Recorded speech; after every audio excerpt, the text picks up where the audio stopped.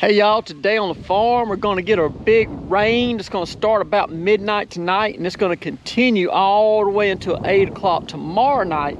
So I'm trying to subsoil all my soybean land before the rain, get it nice and smooth and deeply cultivated. Then after the rain, when it's just dry enough, I'm going to get that field cultivator and get it ultra flat and smooth, be ready to plant some beans.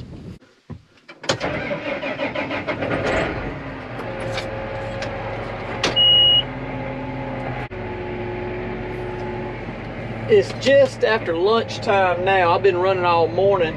I'm hoping to get this field finished before dark tonight when the rain gets here, because I got a little small area of popcorn I'm going to plant. I've not grown popcorn before. That's not real common to grow that around here, but I'm experimenting. I got 2 different varieties of popcorn, and I'm going to plant them in the field with the field corn. But I've took precautions because field corn and popcorn can cross-pollinate, and then you will get an undesirable result out of your popcorn. It won't pop as well. So you got to plant them so that they don't tassel at the same time. They got to have different maturities. And so my field corn's already up and coming. It's probably 8 inches tall right now. So now I'm going to plant my popcorn in the same field with it, so they won't be tasseling at the same time. They won't cross-pollinate. It will make a good popcorn crop, hopefully. That crimson clover's coming on strong right there, getting about time to bale some clover hay.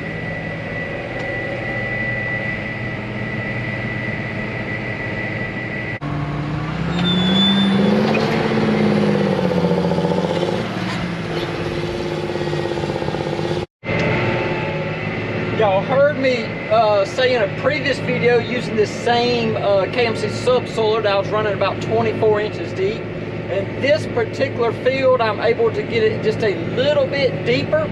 The soil was disced ahead of this, and we've had a lot of rain, so I have a pretty good moisture level out here, and I'm able to get this baby on down the ground pretty deep, which is good. We got a lot of cotton stalks still out here in the soil at different levels, and we want to get them really incorporated into the ground good so they can decompose and get it ultra soft, so that when we come out here and plant those soybeans, the roots won't have any problem expanding and growing through the soil.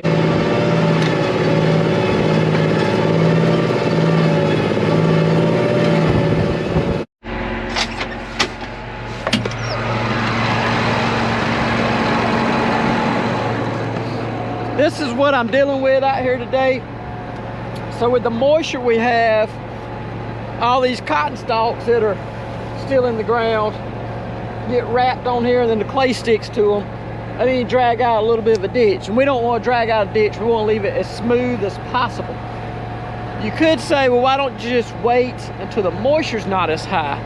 Well, if we don't have the moisture and we run this machine, it'll roll up large boulders. It'll turn this red clay into large dirt rocks, large boulders that we can't break up. So red clay in South Georgia has traditionally been called 30-minute dirt. And that means it's 30 minutes where it's not too wet and it's not too hard and dry. And so conditions are never perfect with red clay.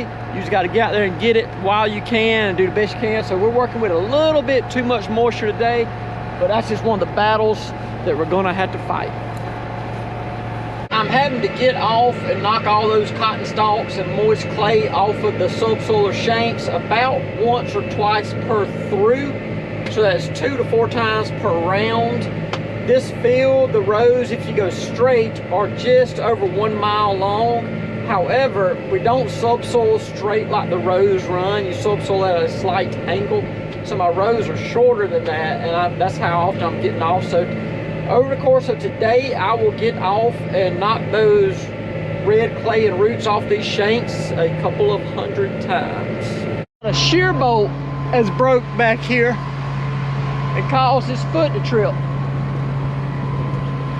These feet have a shear bolt, which is just a 1/2 inch bolt goes through there, and so when you hit a rock, which we don't have rocks in our soil, we don't have actual rocks, we have dirt clods, we don't have actual rocks, so but when you hit a rock or something really hard, a stump, or in this case this really hard red clay down deep, it will break that bolt and the foot will trip and swing back. The reason you don't have a hard bolt in there or something that keeps the foot from swinging back, because if the bolt can't break, if the foot can't trip, then whatever hard thing you hit will bend the foot, and then you gotta replace the whole freaking foot. You don't want to do that, so you have it where a bolt is up there that will break away easily whenever you hit something hard, and just come back here and replace the bolt instead of replacing this whole expensive foot.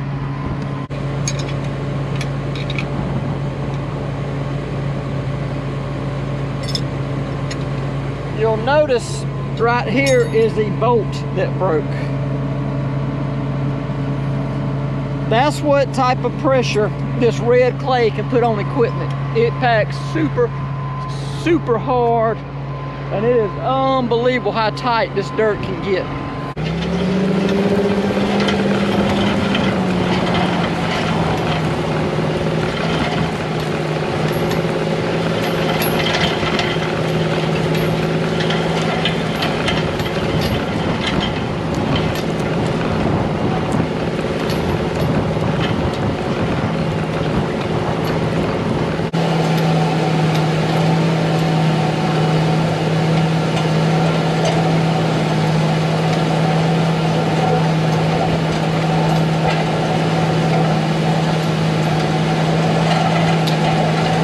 Stop and check some of our wear parts out here. This sole, pulling these metal parts of this sole wears on them all day. They get smaller and worn away as the day progresses, so you have to keep a check on them. This point right here looked like this when it was put on. So how thick the green one is and how skinny the one that's on there is. It's lost some length and a lot of thickness. This point here has about 200 acres on it. It takes 200 acres to make it go from this to that. So a lot of wear parts to keep a check on back here. This point's still in good shape. I put that one on today around lunch. It's still looking good. The other thing we got is these shin guards up here. So these long shanks here have replaceable shin guards on them. You can see this one here is starting to wear down a little bit.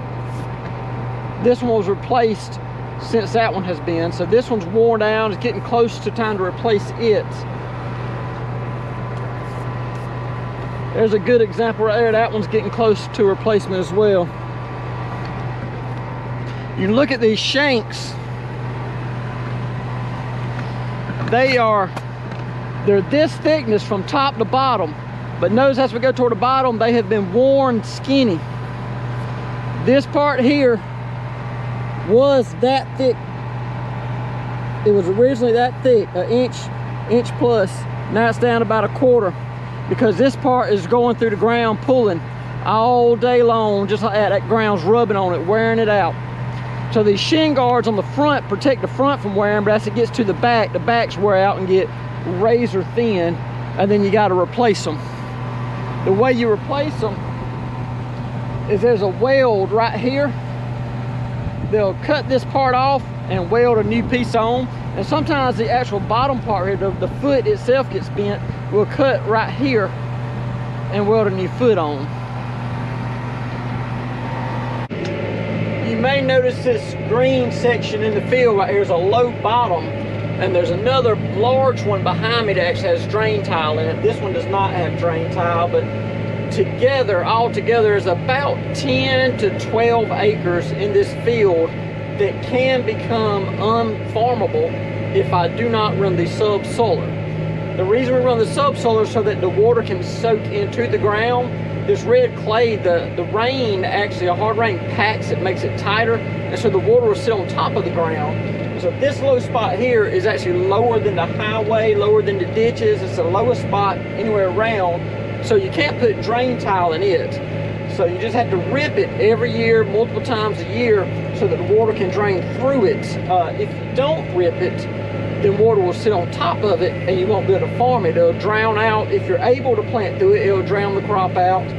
And if some years you wouldn't be able to plant through it, and so you just have several acres there that you still pay rent on. I rent this field from my father. I just have to rent the land, but I wouldn't be able to farm it if I didn't subsoil it. So if I subsoil it, which is what I'm doing now, it enables the water to soak in so I can farm it and actually return some profit from that land that I'm renting. The bottom that's further behind me that has drain tile in it, that bottom is still higher up in elevation than the ditches by the road. So we have a drain tile barrier that goes from that bottom to the ditch by the road, and then it travels in that ditch following the highway until it hits a large 4-foot diameter culvert, where it then travels under the highway and goes to the pond at my house, where it is stored until we recycle it in the form of irrigation water right back out here on the same field where it originally fell. So we're draining the water, the excess water off, so we don't drown our crops out and ready to farm off land. And then in time of droughts, we pump that same water right back out here through the irrigation systems.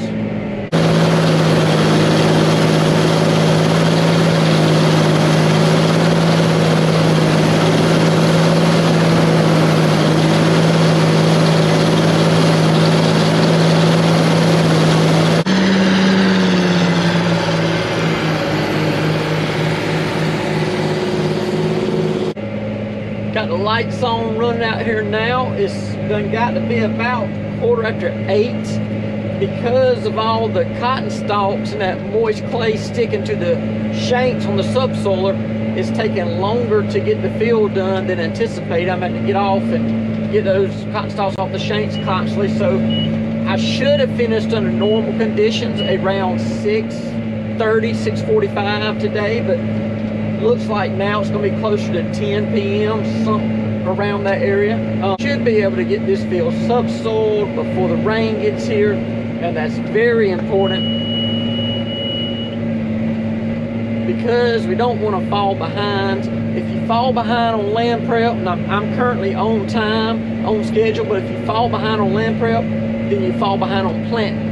And if you fall behind on planting, then that means you're late harvesting. We're going to harvest these crops in the fall of the year, which is also when we plant our winter wheat crop. And so if I fall behind on planting and I'm late on harvesting, that means I won't have time to plant my wheat, or I'll plant my wheat late. And my wheat gets harvested next May or next June. And right now it's currently April.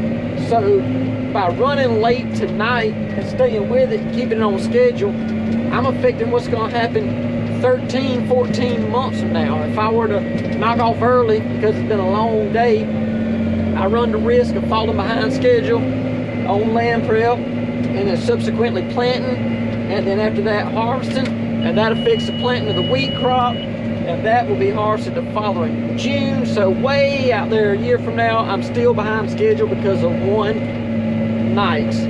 So farming's all about the big picture. It's all about playing the long game. You got to see the whole thing. You got to, when it's time to run, you got to run. So that's what we're doing tonight. We're running. Hopefully nothing breaks down and we can get this thing done before the rain starts falling. Okay, y'all, it is 11:30. We are on fumes. I didn't think I could make it back to my shop with the amount of fuel I have left in the tank, so stop short. I'm gonna park it at my parents' house, use one of the extra trucks to go home tonight, and bring a nurse tank of fuel up here to fill this tractor up in the morning. Just got the field finished. The rain hadn't started falling yet, so success. I thank all y'all for watching, and I'll see you next time.